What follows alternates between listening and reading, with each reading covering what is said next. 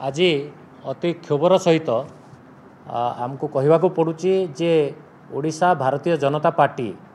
पाखरे उचित कैंडिडेट नहांती व्यक्ति विशेष नहांती सेहिथिपाई ओडिशार भारतीय जनता पार्टी अनेक अपराधिक पृष्ठभूमि थिबा जघन्य अपराध सहित संश्लिष्ट थिबा व्यक्ति विशेष मानकु तार कैंडिडेट करिछि एवं श्री जयनारायण मिश्र भलिया जे कि 18 रु ऊर्ध्व जघन्य अपराध सहित जड़ित तांको नारे विभिन्न थाना केस रही से भलिया व्यक्तित्व को आज बीजेपी बाध्य होईछि तांकर पोस्टर बय करबा पई एवं तांको नारे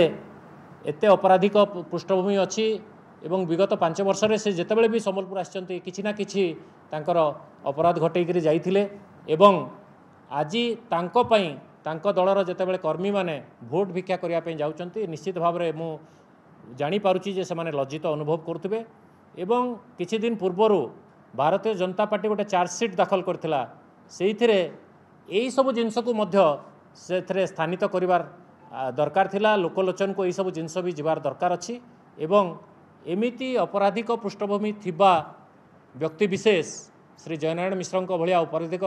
जघन्य अपराध सहित संश्लिष्ट हत्याकांड भलिया जघन्य अपराध सहित संश्लिष्ट थिबा व्यक्ति माने जेतेबेले